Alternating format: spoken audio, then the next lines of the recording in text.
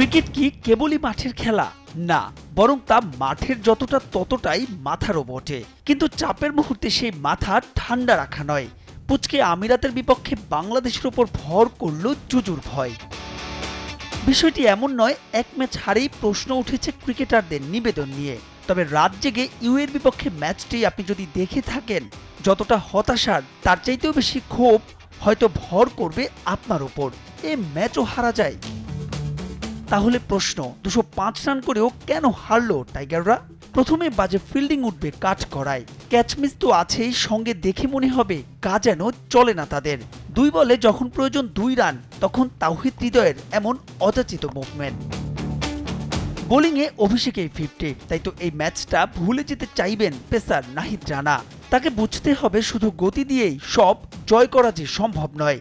Rishad শরীফুলরা economical, তবে তানজিম সাকিবকে দেখে মনে হয়েছে আমিরাতের জয়ের সব দায়িত্বই নিজের কাঁধে তুলে নিয়েছেন সিলেটের এই সীমার।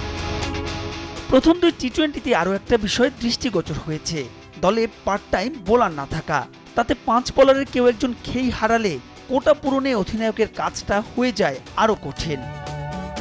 আগে ম্যাচ হারার পর 15 থেকে 20 রান কম হওয়াকে কাজ করায় উঠাতেন টাইগার অধিনায়করা, তবে 205 রান করায় তার সুযোগ ছিল না।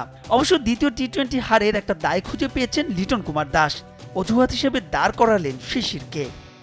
উইকেট খুবই ভালো ছিল, আমরা ভালো ব্যাটও করেছি, কিন্তু আমার মনে হয়েছে যখন তারা ব্যাট করেছে শিশিরের সুবিধা পেয়েছে। আপনাকে বুঝতে হবে, যখন এই ধরনের ছোট মাঠে খেলবেন সেখানে শিশির একটা বড় ফ্যাক্টর, তাই আপনি যখন বল করবেন তখন হিসাব করেই করতে হবে। একদিন বাদেই সিরিজ নির্ধারণী টি-20।